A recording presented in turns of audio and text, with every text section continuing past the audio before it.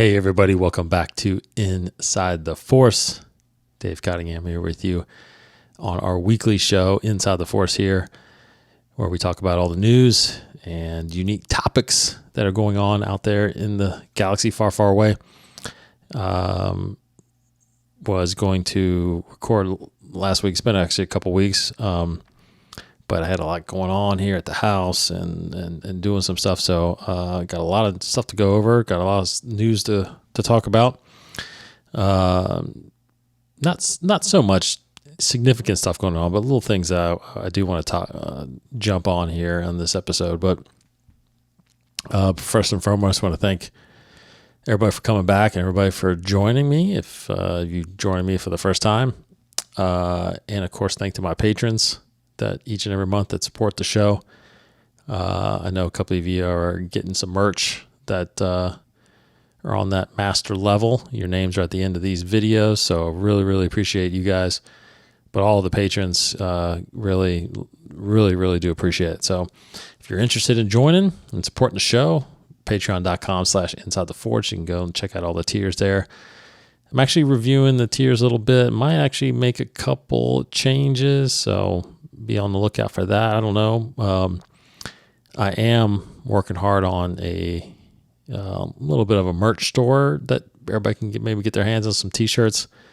Not just Inside the Force t-shirts. I'm trying to make some unique ones, Star Wars related ones that should be fun to wear. So ones that I'll actually get them and wear them on the show so you can kind of see what they look like. But we're definitely working on that, and that should be coming out here very soon. So a lot of stuff going on. So of course, you can listen to the show on any podcast feed out there, or if you want to watch the show, go to youtube.com/InsideTheForce. We are right there. So hit that subscribe button. Was on a roll there a little bit on the subscriptions, but kind of slowed a little bit there. So totally get it though. Still got a lot of people listening on the podcast, and I know it's a lot easier, but trying to get some new commentaries and stuff like that done. That's probably only going to end up being on YouTube. So and some exclusive stuff on Patreon too. So please go check that out if you're interested. If not, no worries. Keep coming back and listening because I've got a lot of Star Wars to talk about.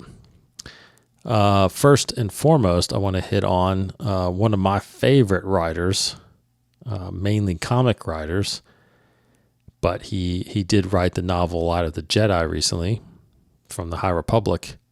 Charles Soule is about to release his 100th issue, Star Wars issue. Not his 100th issue because the guy has written for a ton of companies, namely DC. That's where I kind of knew him from, DC Comics. But he's written some fantastic stories on the Star Wars side ever since, Disney purchased and Marvel started reproducing and publishing Star Wars comics again. He wrote the first Lando series that came out a few years ago. He's done a Darth Vader series. He's jumping around High Republic right now and everything. He's one of the main creatives on that. Just ultra talented guy. But issue 25 of Star Wars, which is coming out, I think it actually just came out. Yeah, it came out this past Wednesday. It's basically called Lessons of the Skywalker Saga, issue number 25.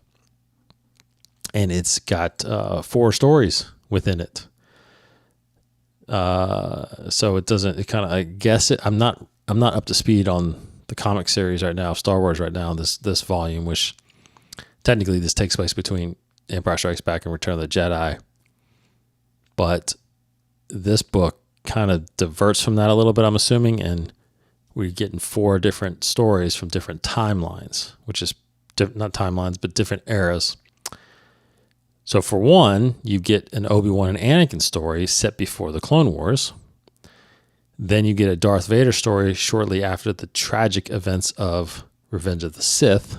So right when he becomes Darth Vader in the suit, a Kylo Ren story set after the events of The Last Jedi, meaning he has just become the supreme leader of the First Order. And then you get a Poe Dameron focused story on the eulogy of Snap Wexley, who unfortunately passes away in the Battle of Exegol. And this is set after Star Wars The Rise of Skywalker, which I believe is the first story post Rise of Skywalker, which would mean that this story is the end of the timeline, the ultimate Star Wars timeline. Could be wrong on that, but I do not believe we've gotten a story post The Rise of Skywalker yet. So that's interesting. But that's out there. You've got different illustrators for each one, but all of these are written by Charles Soule. So, go check that out. It's pretty interesting. Charles Soule, again, 100 issue Star Wars issues that he has written. And I am definitely going to check that out. That is out on your bookshelves right now. So go get that. It's just, I don't know what these stories are necessarily about. I'm assuming Anakin and Obi-Wan, I don't know, just before the Clone Wars. So probably a mission that they're on. Vader. It says shortly after Revenge of the Sith. Now, Charles Soule's Volume 2 of Darth Vader does take place right after Revenge of the Sith. Kind of explores the beginning of the Inquisitors, the creation of his castle, things like that. And that is a Charles Soule series. So obviously he's probably doing a side story from those stories in that story, I'm assuming. Kylo Ren after The Last Jedi, pretty interesting, seeing how he dealt with losing Rey there and, taking over the First Order. And then, of course, Snap Wexley's eulogy, just really interesting. You go to StarWars.com, you can actually click on that story and see a couple panels from each of the stories. So there's looks like a quick duel, maybe a training duel with Obi-Wan and Anakin. It's interesting. Actually, the Vader one here says it's on Coruscant. It starts on Coruscant. So it must be, shortly after he becomes Vader off the table, because Coruscant's kind of in ruins still, and there's a bunch of smoke. And the Emperor walks up to him and says, "Lord Vader, fight me," and he ignites his lightsaber. So that's interesting. And then you got Kylo here.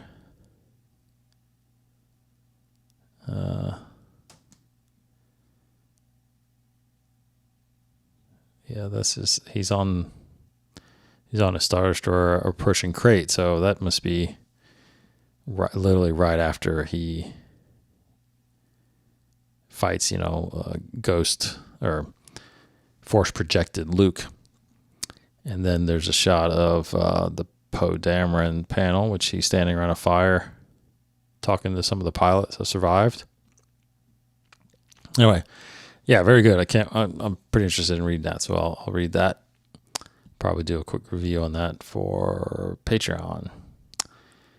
Okay, next is San Diego Comic-Con. That is happening this weekend. It doesn't sound like there's going to be a lot of Star Wars presence there. I know they're going to have an exhibit there that shows props and costumes and things from the Disney Plus shows. Obi-Wan Kenobi, I think Andor, the upcoming Andor series, Book of Boba Fett, things like that. And there is a Lucasfilm publishing panel. So I do think we're going to get a lot of announcements there as far as the publishing side. More novels coming out, although we do know a bunch of the novels already that are coming.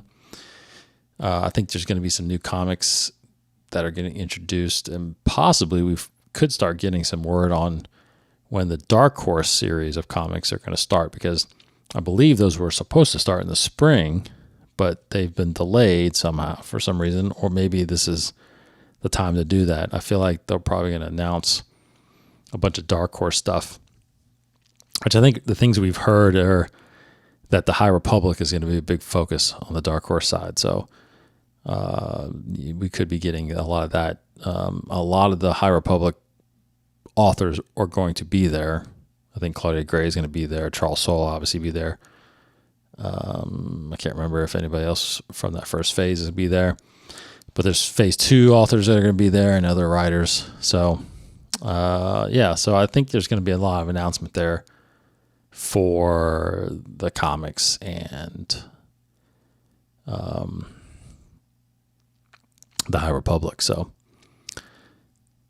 but that'll be this weekend. If you want to, I think StarWars.com is going to obviously be announcing and following along that panel.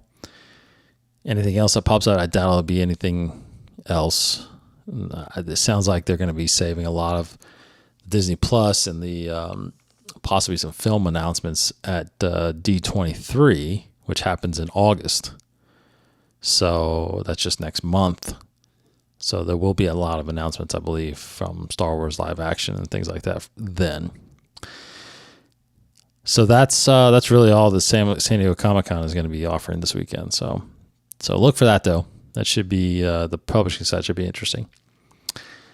Okay, one quick thing I wanted to note. The novel Shadow of the Sith, which came out a couple weeks ago. It took me a while to start it because I was finishing Brotherhood, which was a fantastic novel. If you want to hear my and Hannah's review of Brotherhood, there is a Beyond the Saga that I just released. I think the episode prior to this one on the feed.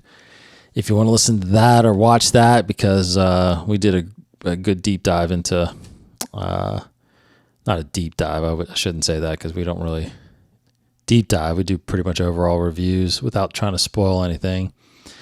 But Brotherhood was really good. It takes place right after Attack of the Clones. The Clone Wars has just started. That line from Revenge of the Sith where Obi-Wan tells Anakin that he can't count Caden Amodia as a moment when he saved his life, and this is that story about Caden Amodia. So that's pretty cool that they took that and made a book about that. So that's really good. But then, just like I said a couple weeks ago, Shadow of the Sith came out, so I was able to start it. I do the audiobooks, so started listening to the audiobook. And Hannah started it as well, and she's already finished with it. So I'm eager to get done so we can do a Beyond the Saga, because I'm about, how many chapters? I can't remember how many chapters. I'm probably about a third of the way through it. And man, it is right now my second favorite Star Wars book already. It is so good. My favorite, if you don't know, is Dark Disciple, which is the book about basically Asajj Ventress and Quinlan Vos during the Clone Wars. It's unfinished. It's based on unfinished episodes of the Clone Wars. 8 episodes, actually, I think. 2 4-episode arcs. And it really propelled Asajj up there for me as one of my favorite characters. It is such an incredible story. This has got the makings of that as well. The thing about Dark Disciple is that it filled in and finished Asajj's story, because we just never got that with the episodes of the Clone Wars, right? So this would have been fantastic to get, because the Clone Wars show, you can almost make the argument that there's so many characters in the show, it's hard to pinpoint on who are the main characters. Because since this is the Clone Wars, you kind of gravitate towards Anakin and Obi-Wan and Padme because they were the leads in the prequel movies. But the Clone Wars, obviously, I mean, I think most people would argue too that it's actually more about Ahsoka because that's kind of how it ends, right? It ends with Ahsoka's story and leading into Vader, and then Vader ultimately lead into the Star Wars Rebels and things like that. Ultimately, I guess the Bad Batch now, but we haven't seen all these characters yet come back in the Bad Batch. But with Clone Wars, I would argue that it is Ahsoka's story through the Clone Wars and her journey as a Padawan up until, her deciding not to rejoin and then ultimately help save Mandalore against Maul. But if you look at it really too, as far as the dark side goes, it's kind of a Saja's story as well. She is introduced in the very first episodes as well when the movie comes out, which is the first thing. Chronologically, it's not the first thing, but release order is the first thing, and you have Asajj in it, and you have Ahsoka get introduced in it. So that was our first introduction to those two characters, and it's kind of both their stories. They have huge journeys through the Clone Wars, but it's unfortunate that Asajj's story never got finished because I really wanted to see that. I saw the animatics of some episodes at a Star Wars Celebration a few years ago, and those episodes would have been so good for her character arc, because when we do last see her, we see her at the end of season 5 when basically Ahsoka, is trying to defend herself against these accusations, and she goes into the underworld and then comes across Asajj.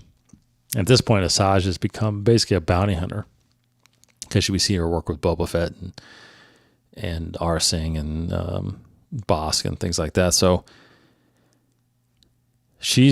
but then that was the last thing we saw of her. We didn't see anything happen after that. So it would have been probably the following season when these episodes from Dark Disciple would have aired.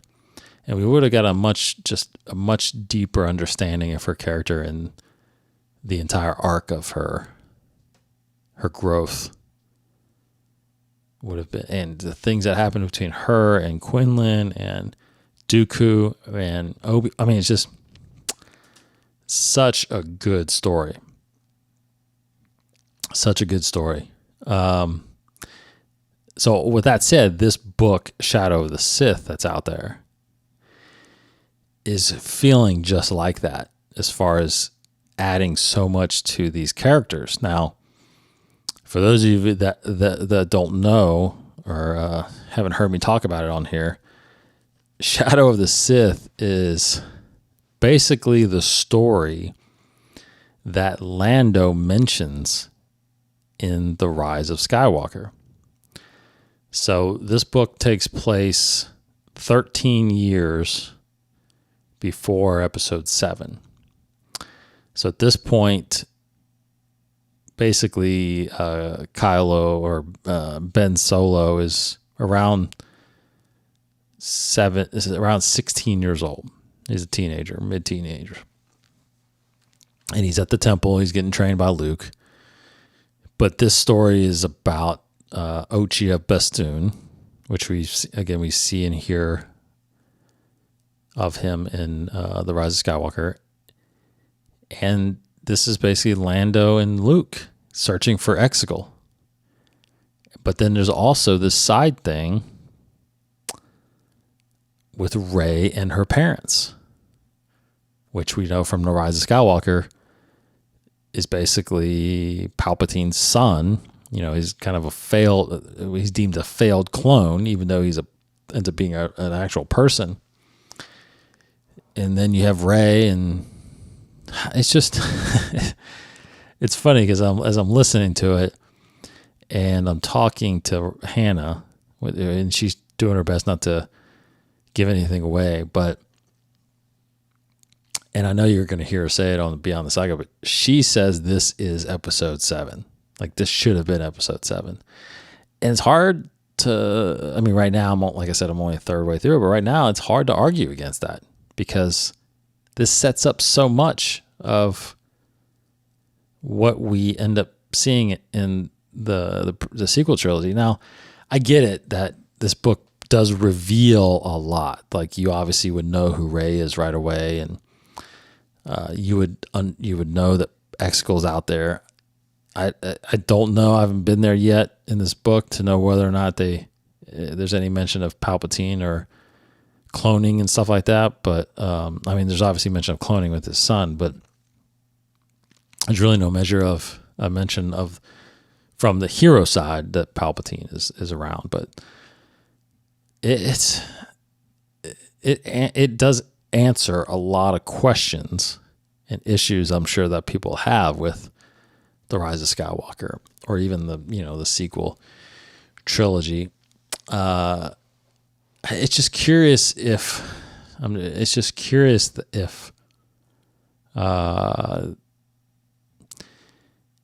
this book was only written because of that, right? Because there are so many questions. Because look, the book just came out.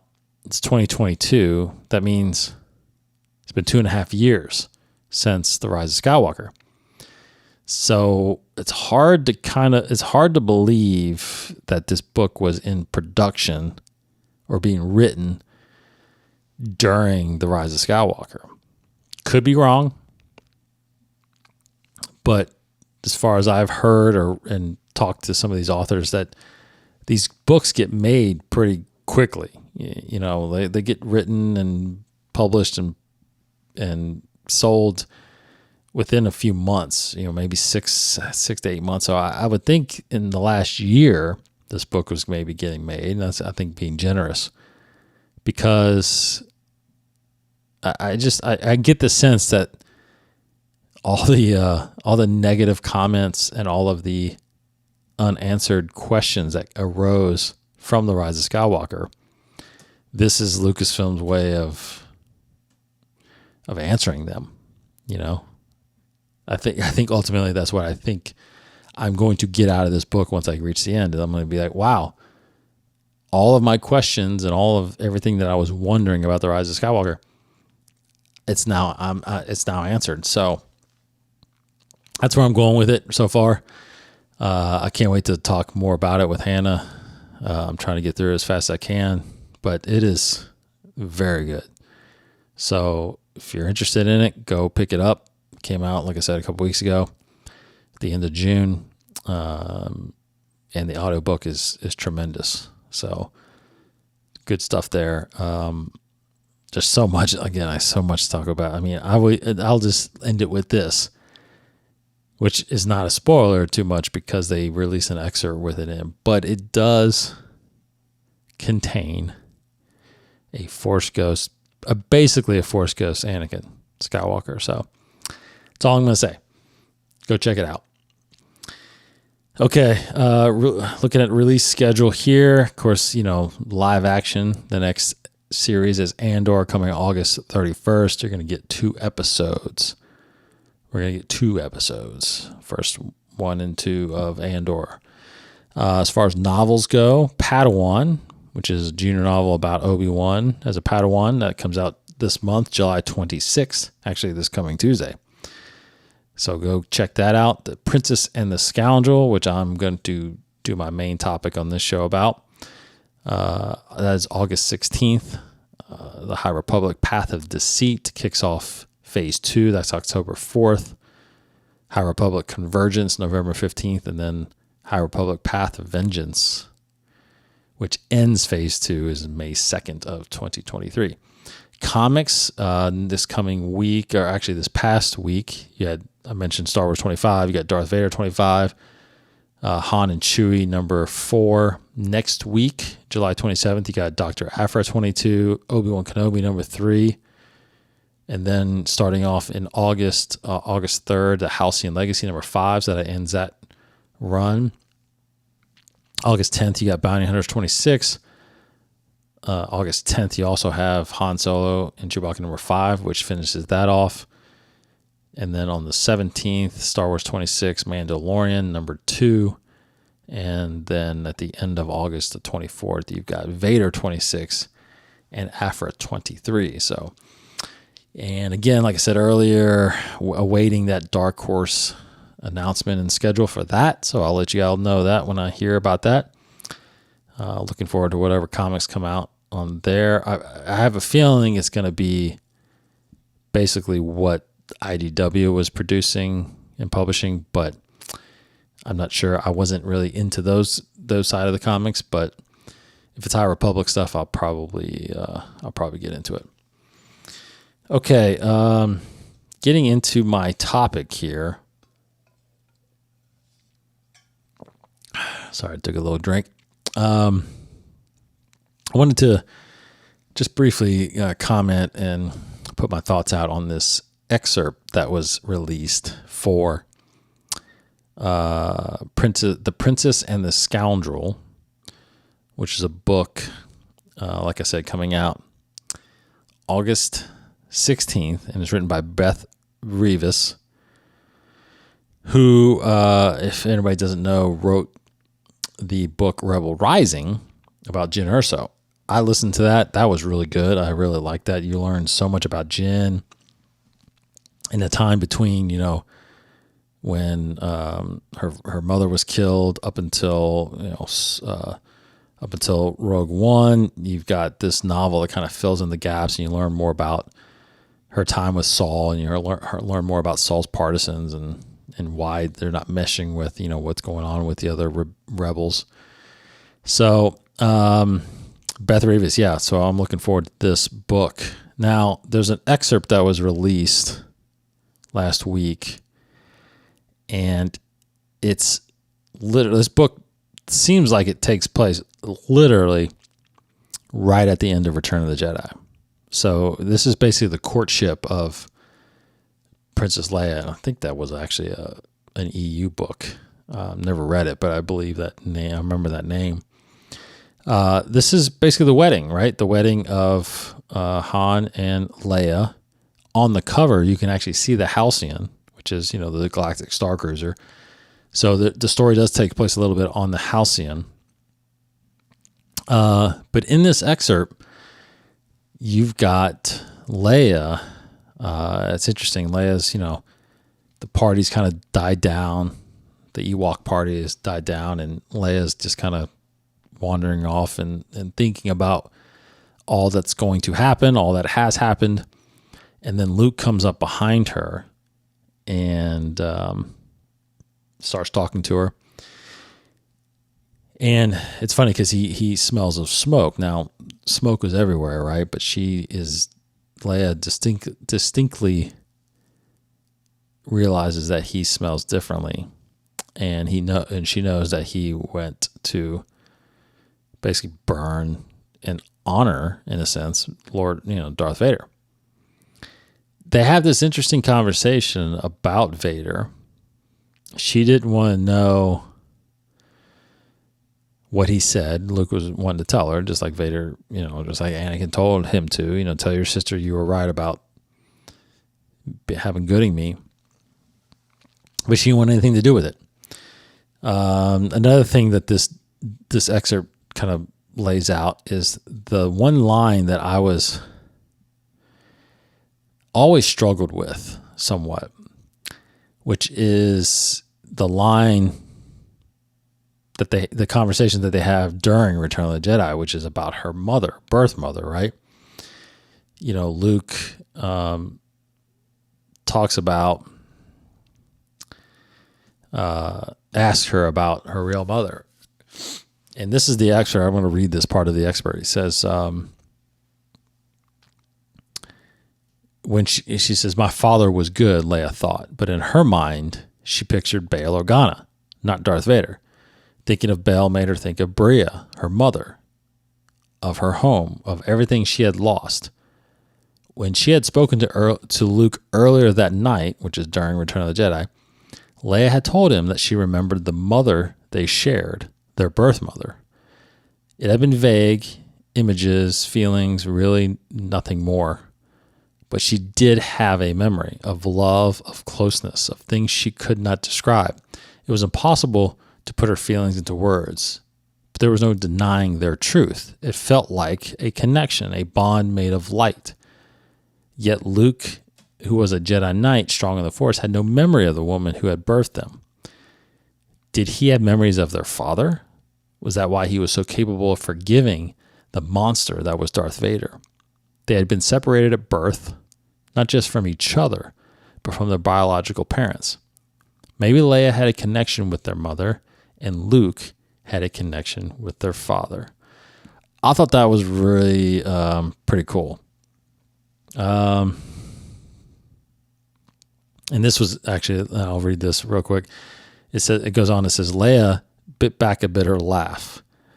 Perhaps it wasn't as deep as that. Perhaps it was merely that Luke had never been tortured by their biological father the way she had. So it's going all the way back to A New Hope when, the interrogation droid comes in. And, we don't know much from the movies, obviously, but she did get pretty tortured and interrogated by Vader, which again is pretty hard to think about when, that's her daughter, that's his daughter. But this excerpt is pretty interesting, where she talks about that line about her mother, about Padme. I found that pretty interesting for two reasons. One, I always questioned that line. I didn't question it before the prequels came out because there was nothing to reference, right? Because you just assumed that she must have lived with her mother for a little while Luke got sent to Tatooine, to live with Owen and Beru. That, I think, is what every Star Wars fan, thought or had in their head after they watched just the original trilogy. Now, when the prequels came out, and we finally get to the end of Revenge of the Sith, and the twins are born and then split up, I remember that was one of the first things I thought of walking out of that theater was, wait a minute, Leia said she had memories of her mother, of Padme. Now, I think maybe there was an early attempt by George to keep Padme alive, because I still think Padme should have lived, because I think it would have been incredible to see her be the one to start the rebellion against Anakin and his empire. How great of a story is that? That you have now created the thing that will defeat the evil that is the Sith and the Empire. She could have still been, the kids could have still been separated and taken from her, which I think would have made sense still, because she would have had to go in hiding. But that would have been just an interesting story. And I thought that's maybe what happened, was she had Leia, to protect the kids. You split them up. Maybe she had Leia. Luke went with Owen and Beru. But that wasn't the case. The case was, Padme died giving birth, or shortly after giving birth. And Leia claims to have memory. Now, obviously, she is somewhat connected. I just think this is a good explanation of how she remembers her. Very vague, but solid. She had a special bond with Padme. I think she's very much like Padme, which I think is what I think Lucasfilm has done a good job of doing. And you see that clearly in the Obi-Wan series. The 10-year-old Leia is clearly, easily following in the footsteps of Padme. And I love how that series ties it in with Obi-Wan explaining to her, who she is and what qualities that she adopted from her birth mother. But I also love the fact that she acknowledges Bail and Bria as her parents, because, again, as we see in Obi-Wan, she does have a special bond with them. And they're very protective of her. So, these books and the publishing, and I think this is, again, a big topic that I've had in the past with people, but I think it's getting more and more like this, where, I think in the beginning when these novels were coming out and these comics were coming out, it was they're definitely filling gaps, right? The comics are filling gaps between the original trilogy. We're starting to get gaps filled between 3 and 4. There's some stories with Padme and Obi-Wan that are coming out during the prequels. So we're learning things that happen between the movies. The thing about it is in the beginning, I feel like a lot of these stories weren't that significant, meaning that it didn't matter if you read them or not. It didn't change didn't change your perception in a sense, or change any kind of storylines of the movies. It basically just adds, some aspect to the characters. But those events and the things that happen, it's not really that significant because who's going to survive. Obviously, if there's new characters, that they possibly won't. But I feel like in the last few years, especially with this book, especially with Shadow of the Sith, Dark Disciple, things like that, you are getting some significant stories. I mean, stories about characters that are really beginning to be highly important to know and to experience. Again, for example, I just think Shadow of the Sith I'm not done with it, but I feel like I'm going to feel the same way at the end, that this is essential reading to make the sequel trilogy better and more understandable for these characters. This is going to change a little bit of what I feel like Luke and Leia, the direction they went after Return of the Jedi, because we don't have any stories yet. This is one of the first about Luke and Leia post Return of the Jedi. Obviously, up until the sequel trilogy. Now, we have books like Bloodline that took place like 6 years before Episode 7. You got the Kylo Ren comics, a little bit about Luke, but this is right after. Now, you also have the Aftermath series, but there's no Luke in those. It's all about Leia and mostly Han, but then it's about a whole other group of rebels. So we're starting to get these stories that are significantly impacting these characters. And now we're still on the Skywalker characters. We're supposedly supposed to be moving on. Maybe that's in the live action stuff, but these books are really changing, and adding and changing possible, perceptions of these characters in these movies. I'm all for that. I think this really helps, because I pretty much dive into every, novel and comic that are out there almost. But this is, these are lingering questions that I've had. Now, I will say that I do want more Luke and Leia.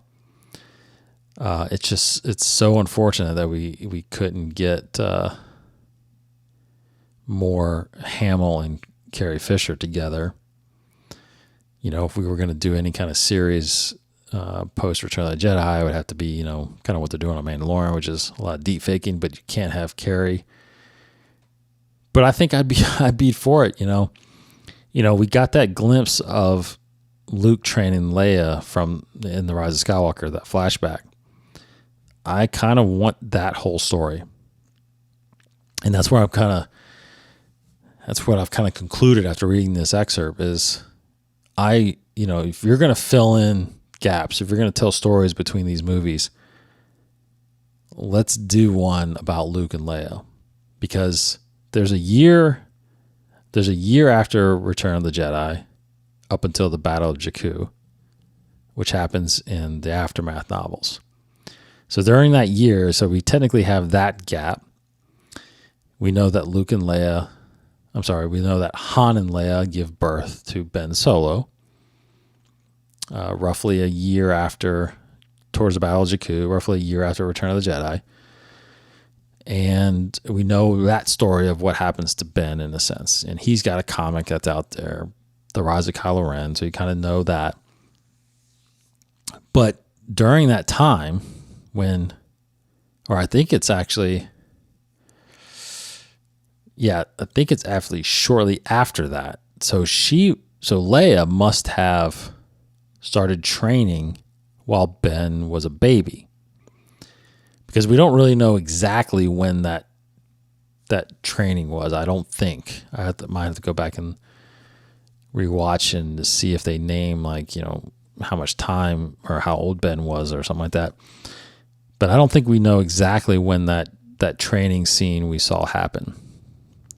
I mean, according to their faces, they're super young still, so it is shortly after probably the Battle of Jakku, and maybe within a year from that. Maybe Ben's only, 1 or 2, but she leaves, the training to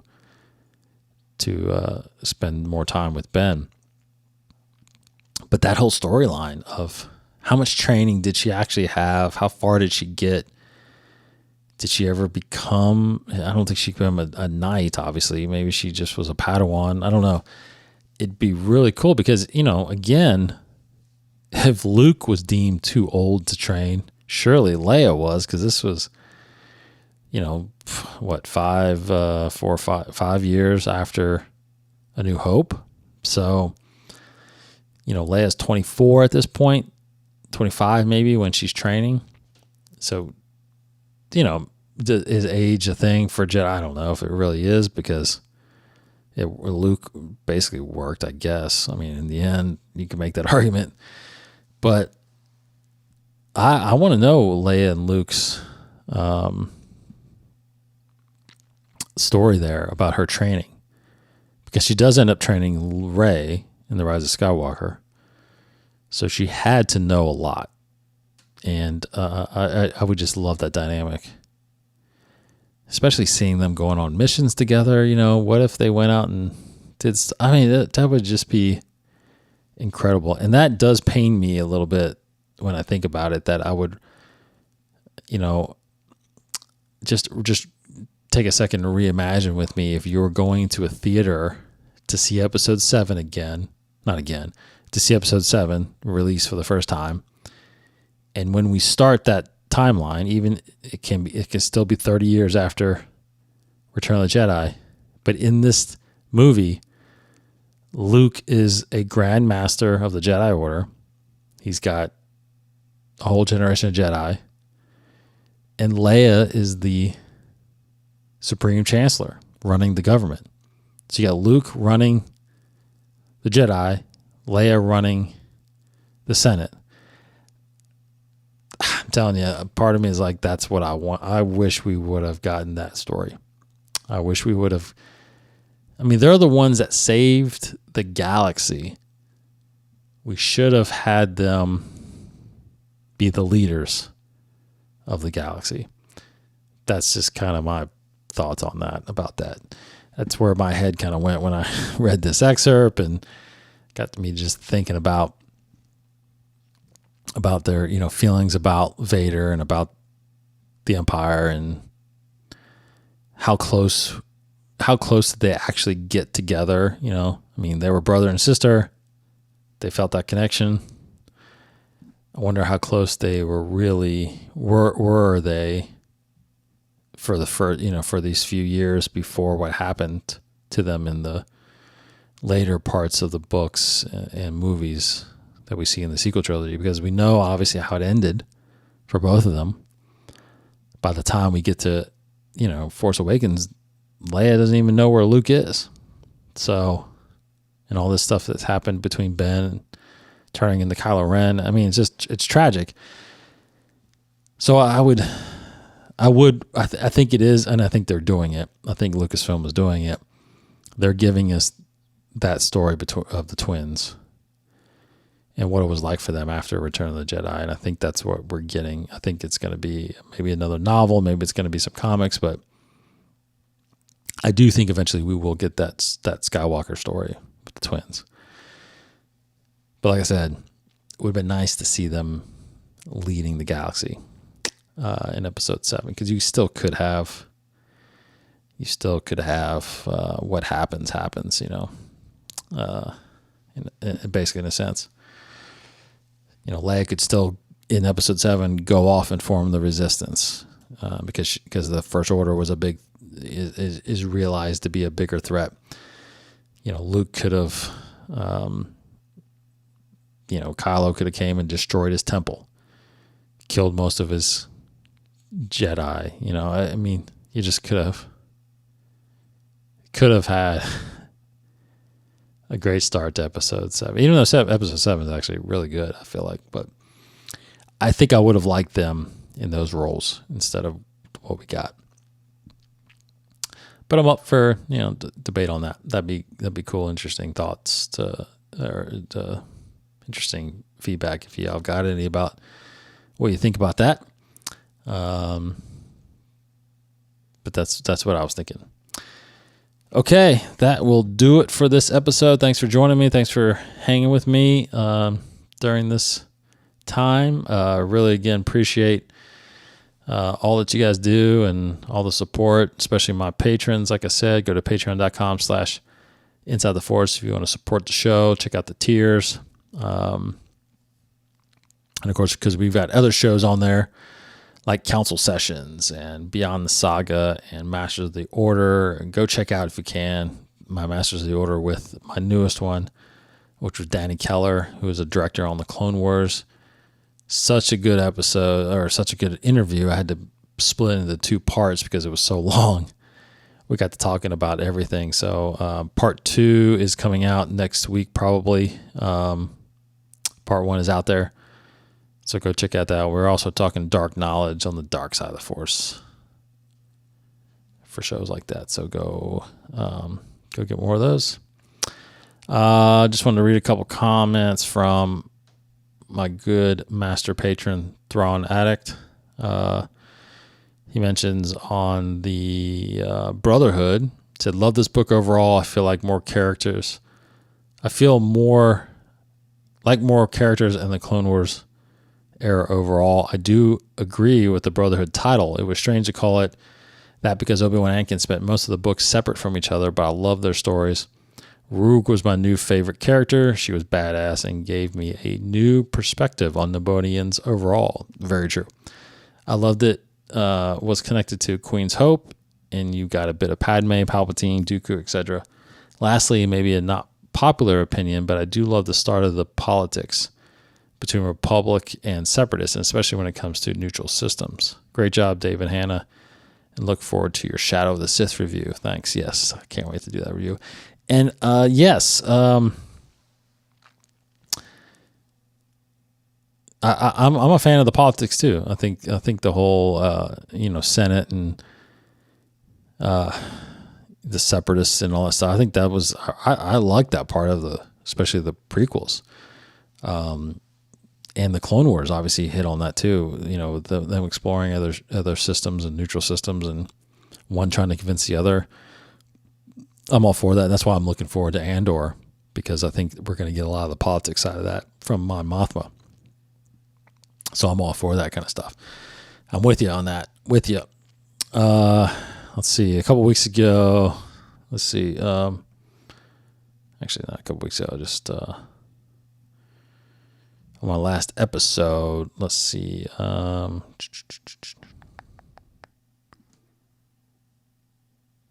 Thrawn Addict also said, definitely excited for Celebration next year. I'm right here near London, so finally get to go.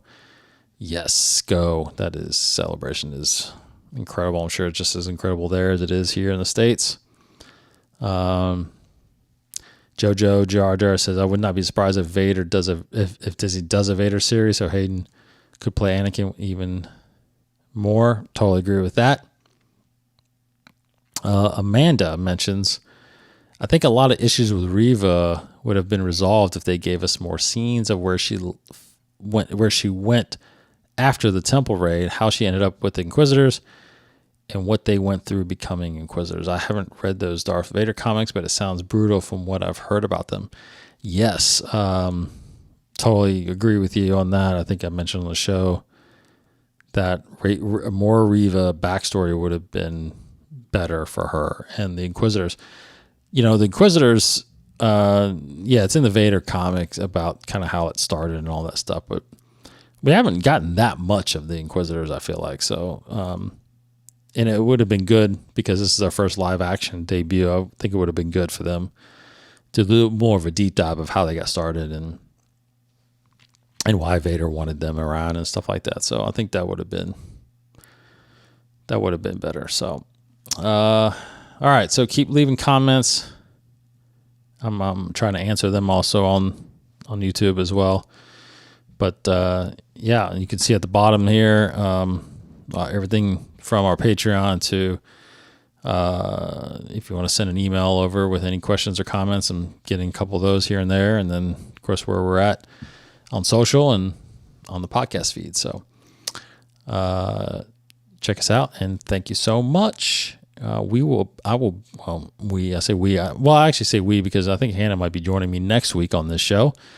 So I do want to get her thoughts on some of the Shadow of the Sith stuff and things like that. So probably get her on the show next week. But either way, I will see you next week, and have a great weekend. Take care, everybody. Go watch some Star Wars. May the Force be with you.